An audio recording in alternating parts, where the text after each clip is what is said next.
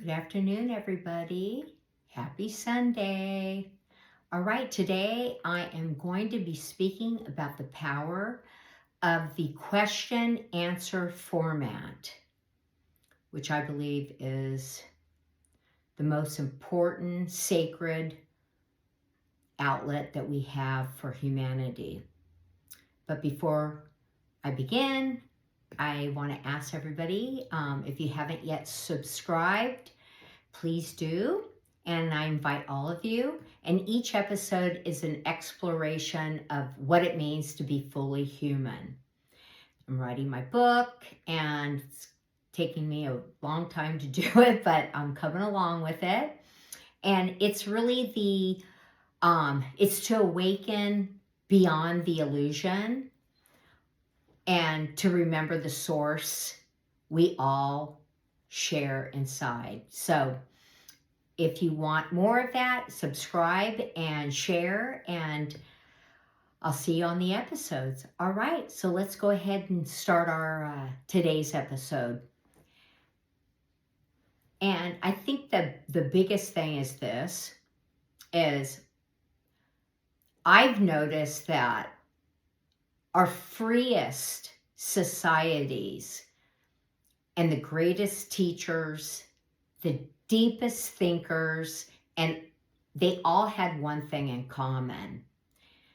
And that is they ask questions and they allow answers to unfold. And one of my first professors that I knew, and his name was Dr. Kim, this was a requirement of all of the students to always, when you came to class, to have questions ready.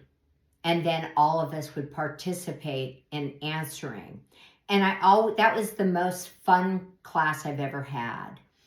And because of that, I think a lot of us felt very free and happy going to his class. And it gave that feeling. And what I'm about to talk about is that this might seem very simple, but actually it's one of the highest forms of human intelligence.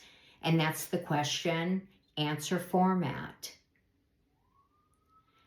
This to me is the truest foundation for free speech and for free thought. And this is what Charlie Kirk was doing. And he saw that, and he took the opportunity to hit the young people in college. They're just finished high school and they're coming up to becoming an adult. And that is where they really start to hardwire their thoughts and their feelings and emotions. And Charlie knew that. And he went for it. And I'll be talking now about the architecture of freedom and how does it work when the humans can ask anything and receive an honest and thoughtful reply. Something extraordinary happens.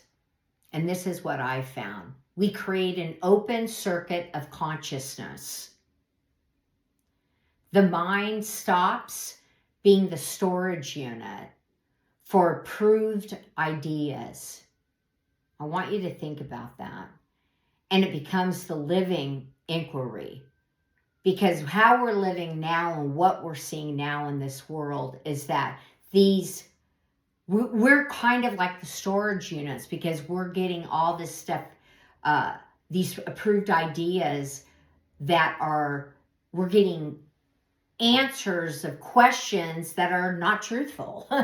So we become storage units. We become, we just take it in and okay, all right. If they said that, and this is the person that did that, and they, and this crime happened, and they told us this person did it, but it's not true.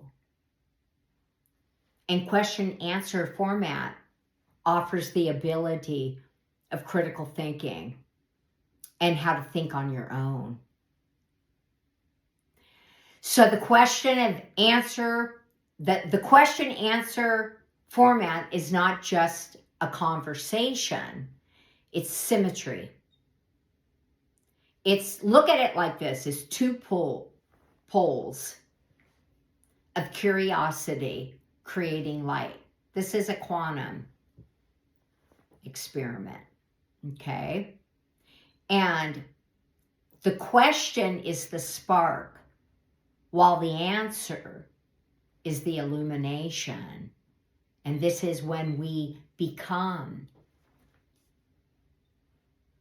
more than just a robot where people are giving us information and data and we accept it as is. We're more than that, and they're trying to shove that down our throat, but we're not going to allow for that.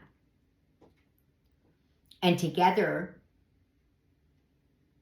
this spark and this illumination form a current that keeps human spirit alive. And that's the beauty of question-answer format. And when people are afraid to ask, civilization begins to decay. And that's what we're seeing now, folks.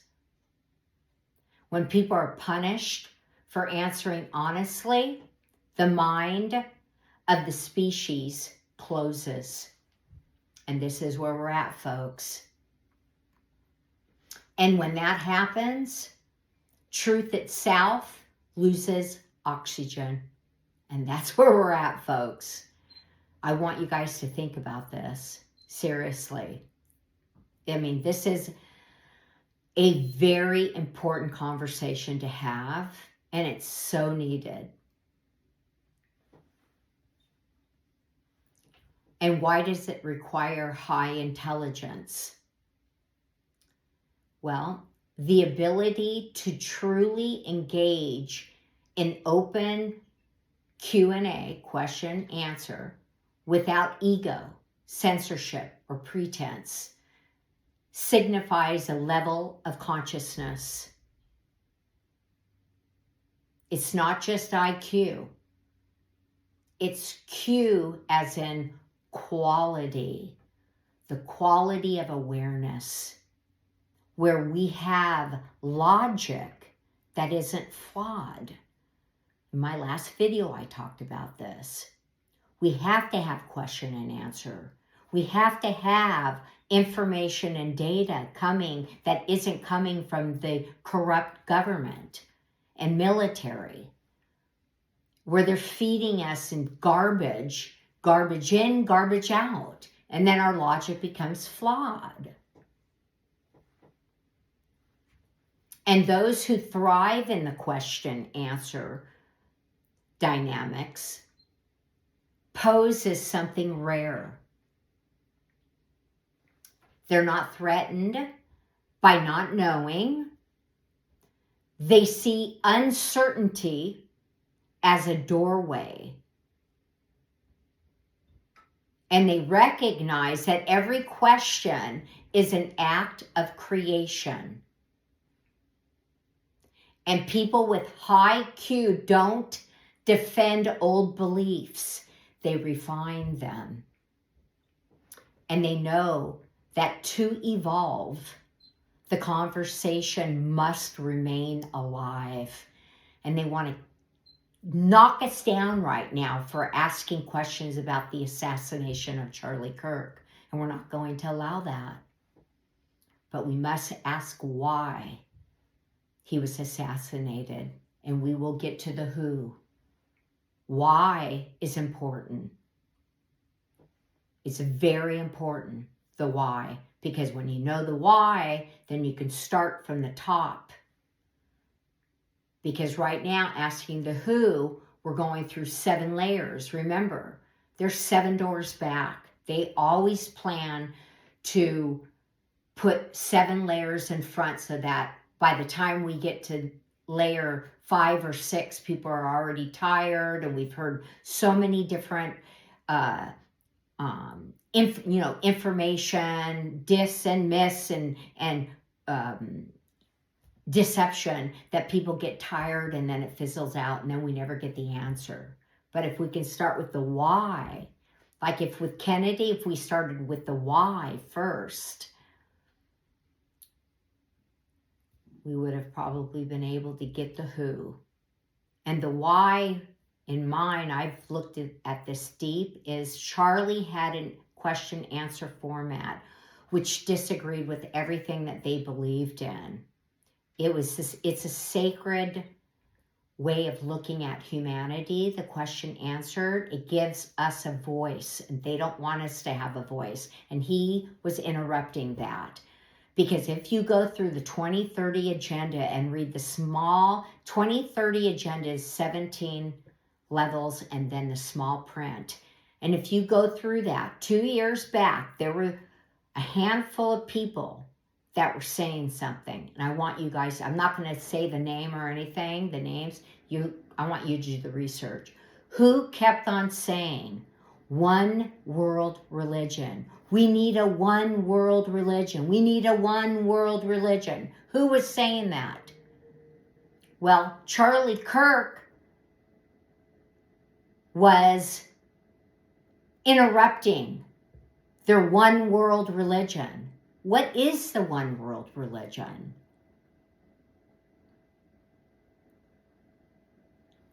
So I want you to look at those people. Some of them were military people, which ex-military and stuff. It was weird. I was like, what are they trying to do to us? And Charlie Kirk was preaching who? Jesus Christ. They don't like that. I hate to tell you folks, but they don't. And that was interrupting their agenda. And plus, another reason was that he was getting traction. And he was waking up the kids coming out of high school, becoming adults, forming their life, getting their act together. And he was making a huge, gigantic impact. And they knew it, and they could not have it. And all the little puppets around him are puppets that were just yes men, just begging for a piece of the pie. They would have done anything to get the piece of the pie. And that's how I'm looking at it. I'm looking at the top. And I have an idea of what I saw, and I'm not going to say it here, but it's so loud and clear in me that it's obvious. It's so obvious because of the way this whole world works. It's like, for example, them shoving down singularity down our throats, that by 2026, the end of 2026, we will be in a singularity lifestyle. Everything will be singular. How does that look to you? Well, I can tell you something about consciousness. And consciousness is everywhere. And they can't change consciousness up above or around the field, let's say, because consciousness is a field. And we are part of the field, and our consciousness comes from the field. And consciousness is binary for a reason. It's called creation. Everybody gets to have their own ideas and their own way of looking at life. And once you try to do that, they'll never be able to change the field of consciousness. But what they can do is they can change us through poison, by poisoning us. And dim our light, take away our heart, take away our emotions, our feelings, and our thoughts through the singularity, BS. Singularity to me is robotic thinking. You do what I say, don't ask any questions. We don't want to hear your answers. You just do what you are told. That's what I believe.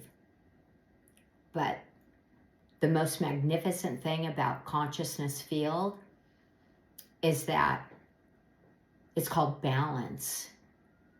And they won't be able to change that. And they can try and keep putting poison everywhere in our foods. And when you have a child, they shoot them up with vaccines. The child is born beautifully. It doesn't need anything. It's all lie. If you're putting vaccines into your kids, stop it.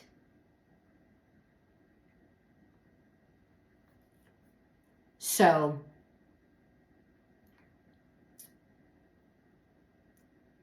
let's talk about how people with a high Q, I don't know if I went through this, but I'm going to reread it, is that they don't defend old beliefs. I did go through this. They refine them. They know that in order to evolve, the conversation must remain alive. And this is one of the most important aspects of why we even came. We came to evolve, not to become in the singular way of thinking. This is why we create. This is why people look different. This is why we feel different because of our culture or, whatever. So beautiful things. I'm not talking about filth, okay? I'm talking about beauty. And the collapse of inquiry, I'm going to tell you what's going to happen, is that look around our world today. Everywhere you turn, debate has replaced dialogue. People shout, but they don't inquire. They accuse, but they don't listen. And social media is a mess, in my opinion. And it's turned the comment section into a courtroom where the goal is not to discover truth, but to win an argument. This is where we're at, folks. And when this happens, the collective IQ of society drops. Because without real questions, there are no real discoveries. And we're seeing that big time. The question-answer format is what keeps knowledge evolutionary. It's the invisible machinery of growth.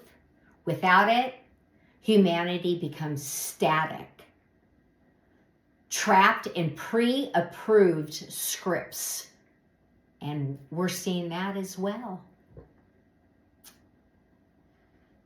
And this sacred function of question and answer in its pure form is sacred. The question and answer format comes from sacredness.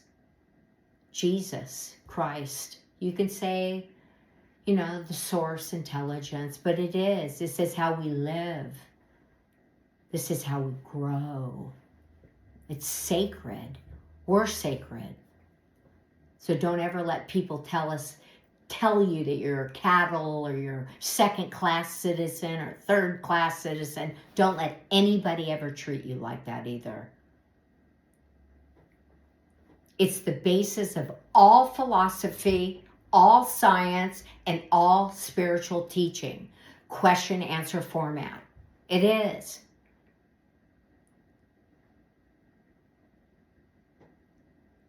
And think of Socrates asking questions that led entire civilizations to awaken. Never forget that. And this is why what Charlie was doing was brilliant. People aren't talking about this. because I think they're missing the point because they're more focused on, what the hell happened. And I get that. But we also got to remember, you guys,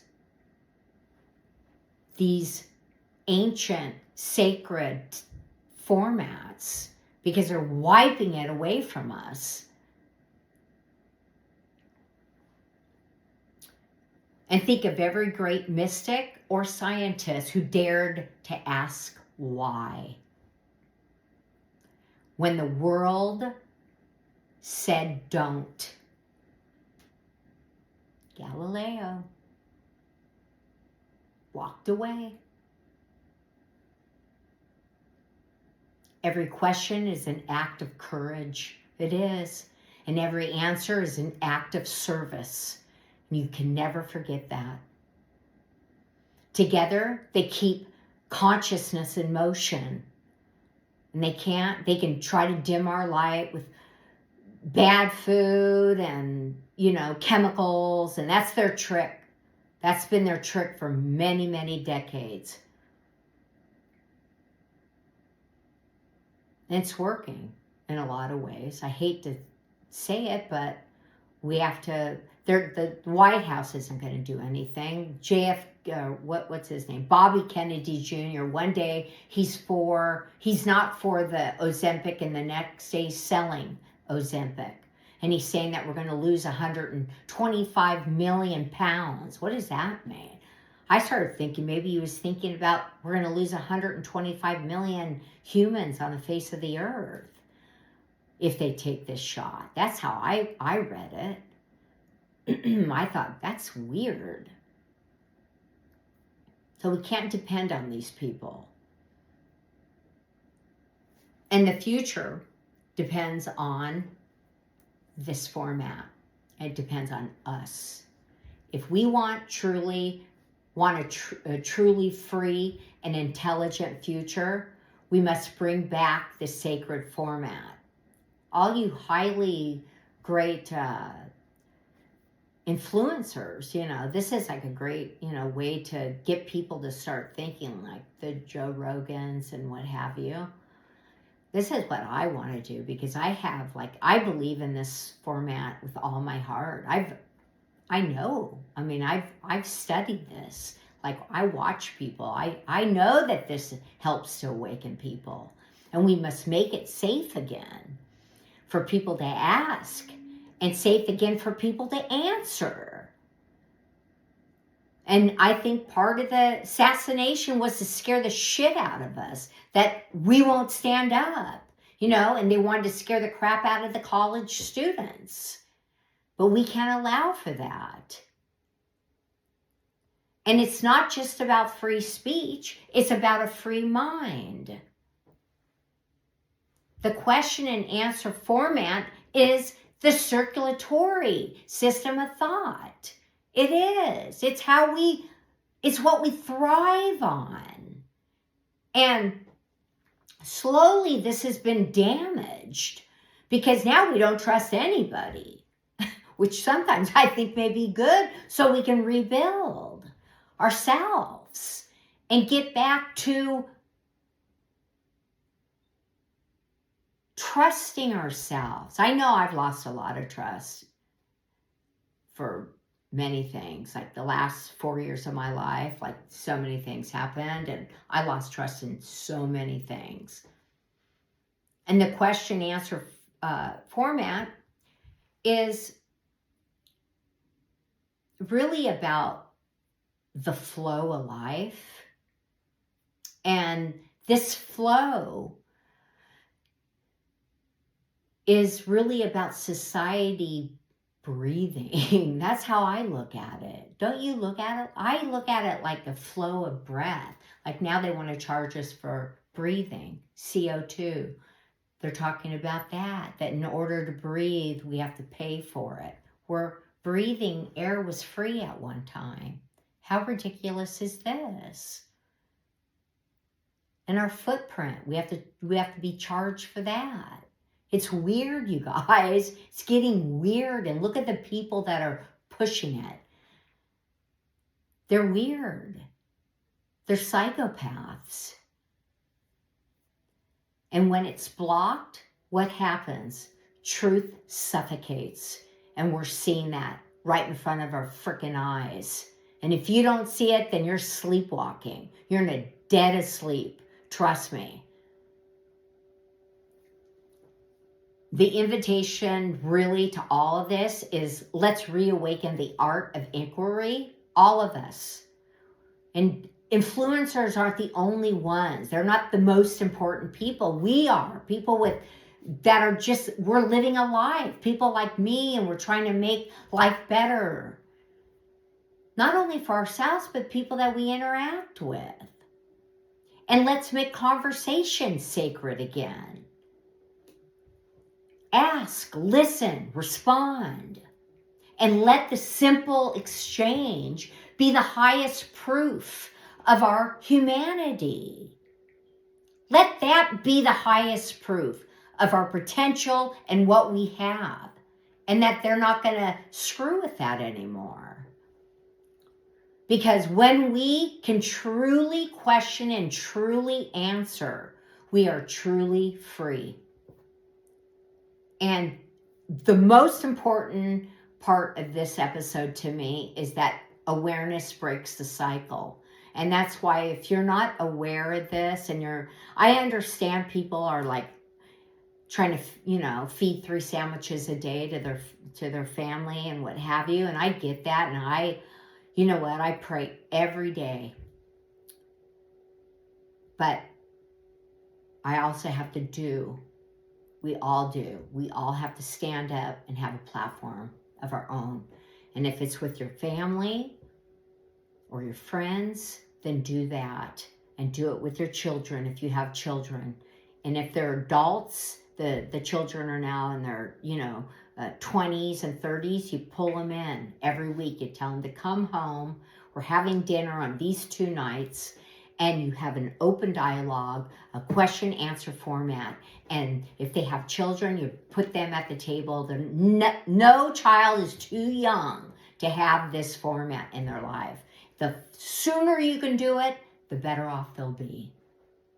So that's it for today, everybody. I love you all.